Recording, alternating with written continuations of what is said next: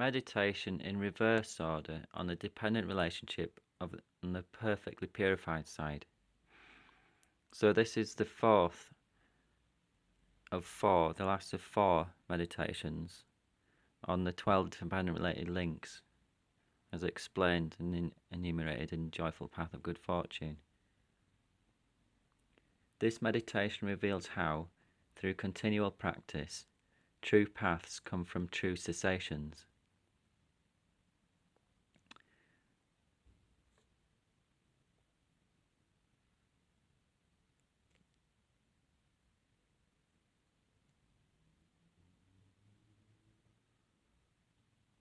Okay, so I'll just go straight into the contemplation. Alright.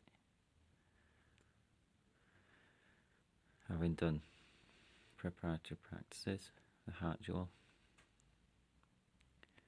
up to the stages of the path, stages of prayer of the stages of the path, and the requesting blessings. We can now do the Lam Rim contemplation. Heading: how is one round of 12 dependent related links completed in 2 lifetimes? It's in reverse order, question mark. So it starts with the 12th one and going back to number 1 in reverse order. Our cessation of dependent related death means that the final cessation of the relationship between the mind and the body at the moment when the consciousness leaves the body is one of joy and freedom. In the story of Asanga. Asanga lived to a ripe old age and was well loved and revered. His transmission of the Maitreya revelatory scriptures had restored pure Mahayana doctrine and the heart of the meaning of practice within monastic and lay Buddhist communities. So we can picture this with the image of a pure yogi making mandala offerings. Our cessation of dependent-related aging means that from the second moment after birth, we do not grasp at the extremes of production, cessation, existence, and so forth. And so we do not suffer from attachment to our changing form up until the moment of our death. In the story, Asanga returned to the human realm and taught what and had them written down the Maitreya scriptures. In the image of a man carrying a stupa reliquary. Our cessation of dependent-related birth means that from the first moment of any rebirth, when the consciousness has entered a new form, the moment of conception, is not samsaric rebirth, but the result of pure intentions to benefit others. In the story of Asanga, Asanga had purified his mind so much that he could be received into the presence of Buddha Maitreya in Akanishta Pure Land. And there's the image of a baby being born.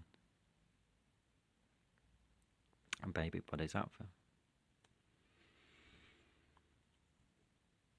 Our cessation of dependent-related existence means that our intention that has the power immediately to produce the next rebirth is virtuous and is based on pure renunciation and bodhicitta. In the story, instead of seeing the dog, Asanga suddenly saw Maitreya.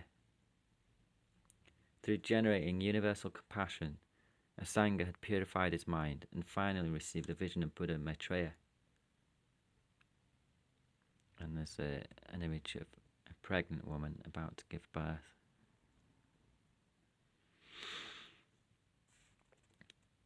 Our cessation of dependent-related grasping means that our mind cannot desire pleasant, caught in the trap of between pleasant and unpleasant appearances, dualistic thinking.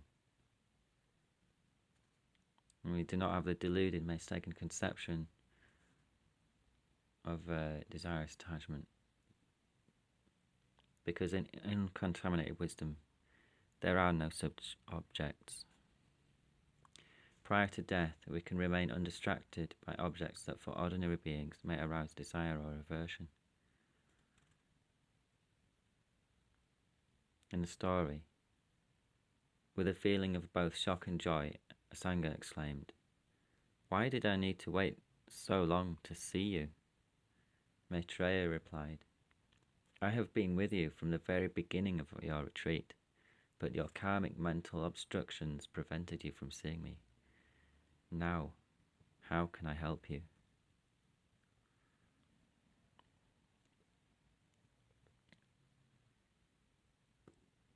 An image of a monkey sitting peacefully in a tree. Our cessation of dependent-related craving means the desire we have at the time of death can only be virtuous and peaceful. We have no problem with being separated from our body, home, friends, and possessions. We are prepared well for our death, and we feel joy at the prospect of going to our preferred destination. Our feelings too are uncontaminated, and so even the sickness at death does not disturb our peace of mind. In the story, Asanga painstakingly removed these maggots with his tongue. Through these compassionate, virtuous actions, the karmic obstructions that prevented him from seeing Maitreya were completely purified. The image of a bodhisattva drinking wisdom nectar. Our cessation of dependent-related feeling means that our feelings arise in dependence upon uncontaminated knowledge or wisdom. Therefore, our feelings are uncontaminated. 2. There is no grasping at unpleasant or neutral feelings from their own side.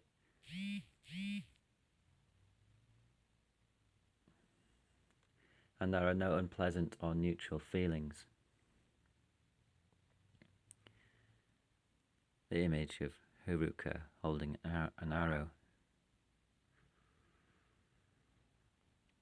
Our cessation of contact means that our mental factor that functions to name its object as pleasant, unpleasant, or neutral does not assent to these appearances. Whenever our mind cognizes an object that could potentially be perceived as pleasant, unpleasant, or neutral,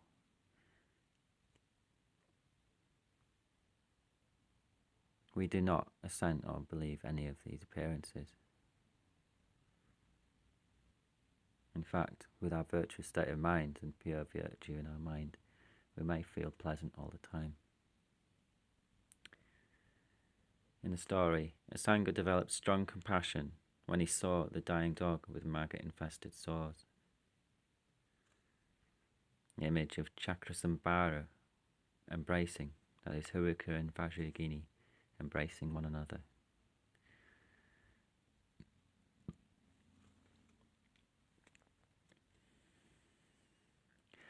Our cessation of 6 sources means our 5 sense powers, eye, ear, nose, tongue, body, plus the mental power, do not produce the appearance of inherent existent phenomena, nor of persons.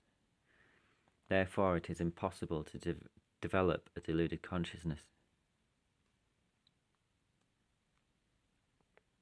In the story, after 12 years' retreat, Asanga again became discouraged and abandoned his retreat.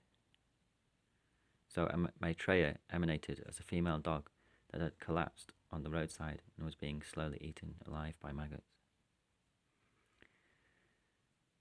The image of a vacated mansion, a pure, like a Buddha land mansion, with 5 doorways.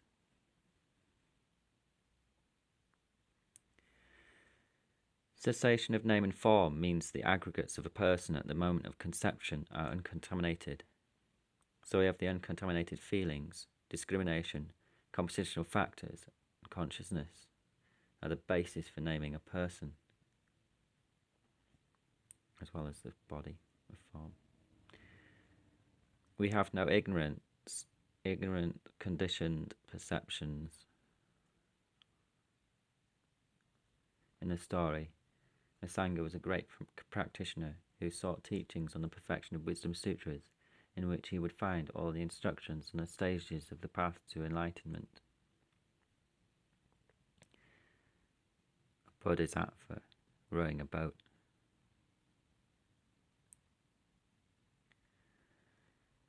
Our pure wisdom consciousness receives only uncontaminated actions.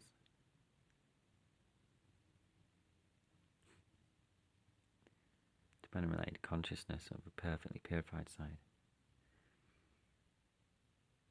In the story, a bird's nest in a cliff face with grooves from birds flying in and out.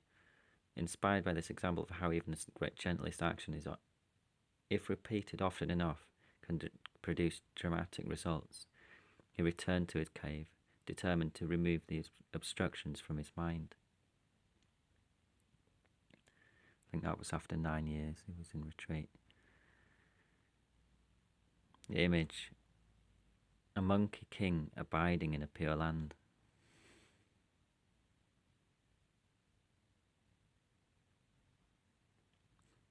Like the stories of rebirth. A monkey king in that, like a bodhisattva.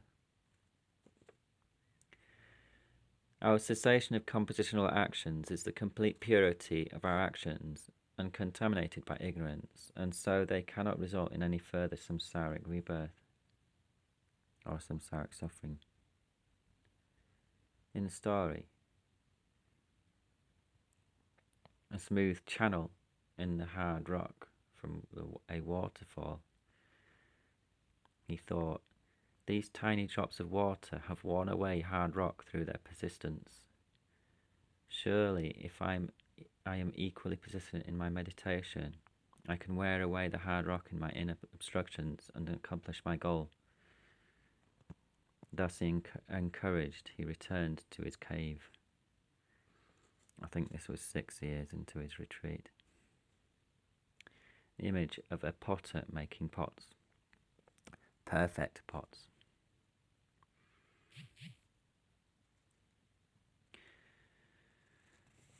Our cessation of desire realm ignorance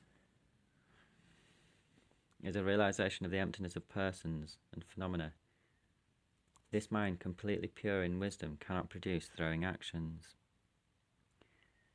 In the story, the man cutting the iron block with a peacock feather was in fact emanated by Maitreya for Asanga's benefit. Through this and many other emanations, Maitreya continually helped Asanga. Thus encouraged, he returned to his cave. I think this was 3 years into his retreat. Much later, he realized emptiness. In the image of a youthful, vibrant Dakini lady.